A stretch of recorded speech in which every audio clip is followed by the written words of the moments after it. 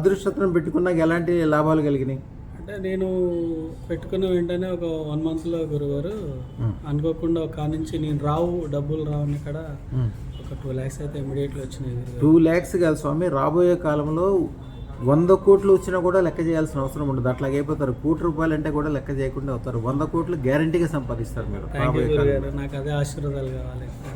ఇప్పుడు మీరు ఇందాక అన్నారు కదా, మీరే శివుడు రూపం, శివుడిని నేను శివభక్తుడిని అని అన్నారు కదా. అవును గురుగారు.